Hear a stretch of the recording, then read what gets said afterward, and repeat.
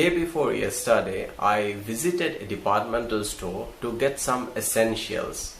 There I saw this.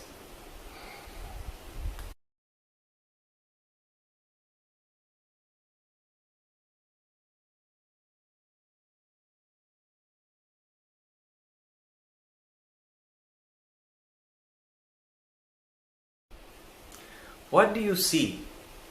You see two people, a child, a young boy, and an old woman. They are beggars, and in the background you see a car.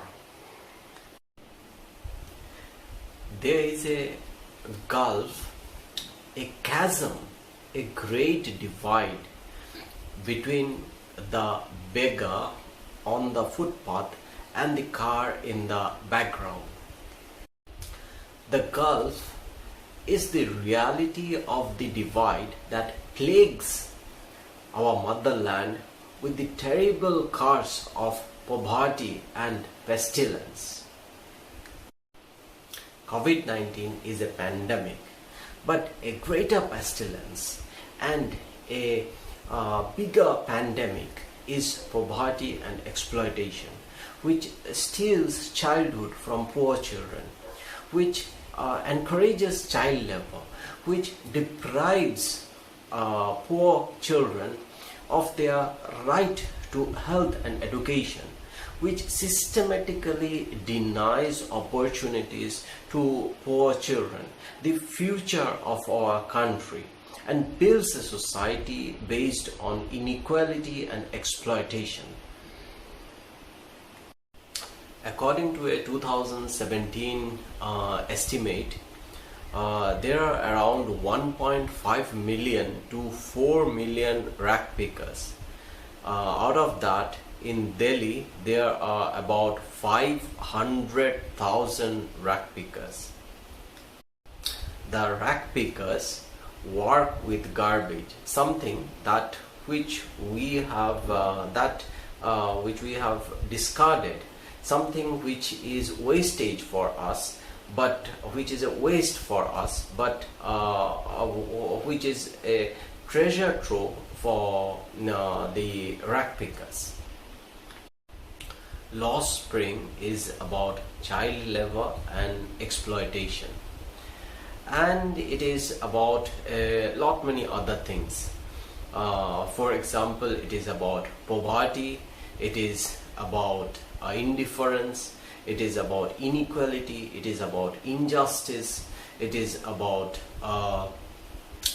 social and economic disparity, it is about denial, it is about lack of opportunities, it is about I have written here a list of words.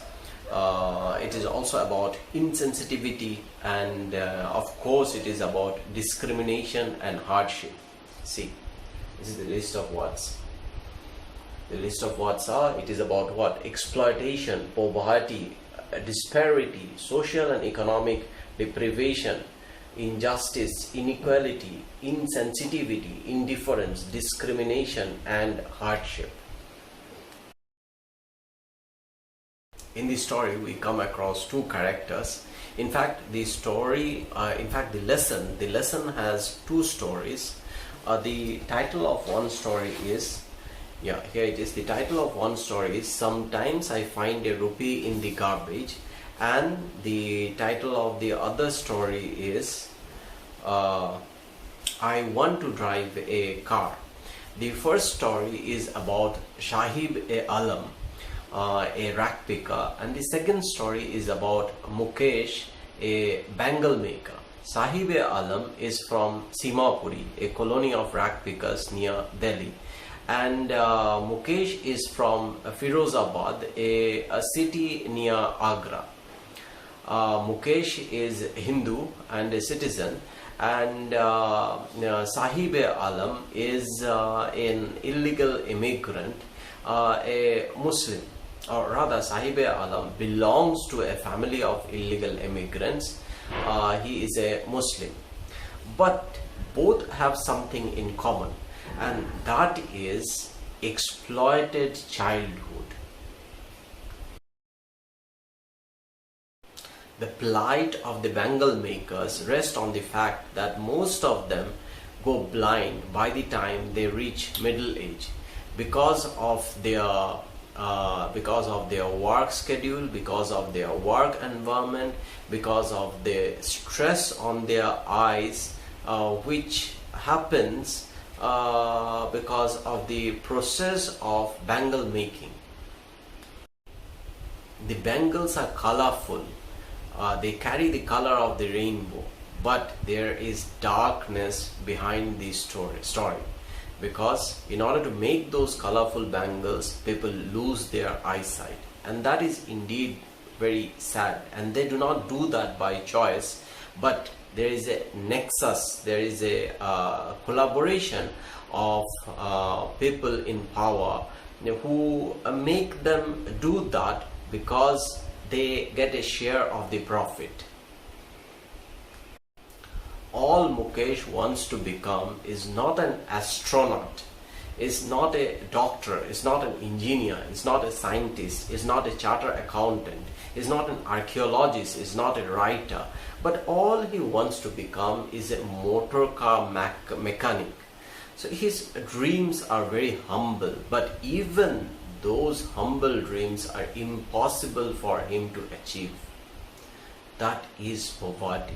That is the impact of poverty, which destroys lives. Sahib wants to go to a school, but all he ends up doing is becoming a worker in a tea stall. What is this? This is a 1 rupee coin, and this 1 rupee coin doesn't carry much value for us, but for Sahib and for children like Sahib, the rack pickers, this 1 rupee coin is a treasure. From a rack picker, Sahib-e-Alam becomes a worker in a tea stall. But then this is no promotion. This is in fact becoming more entrenched, more shackled, more chained in the wave of poverty, in that story of exploitation. The author also refers to the story of a boy from Udupi. That story tells us that development took place, but it was not enough, or it was not fast enough to engulf all. More development needs to take place so that all the citizens are benefited by it. Let me conclude by sharing a story that happened to me today morning. As I was getting ready to shoot this video, I wrote some points on my whiteboard, and later I found watch.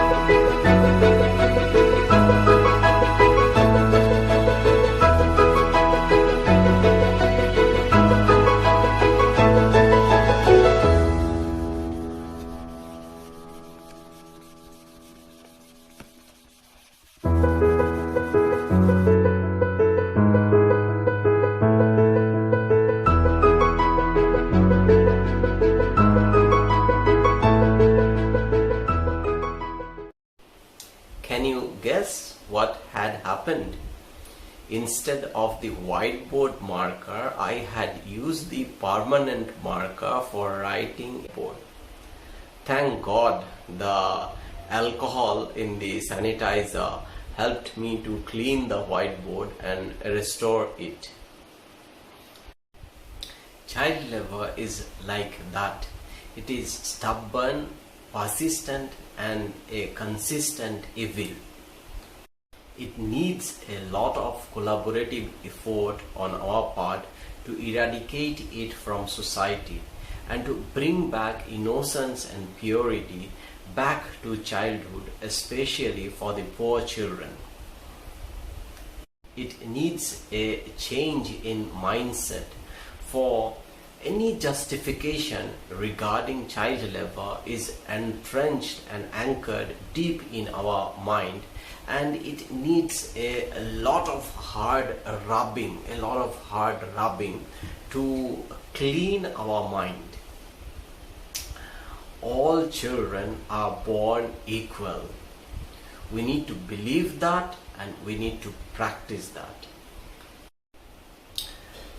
This introduction will prepare you for the lesson, but this is not the lesson. You will have to read the lesson from the textbook to understand it properly.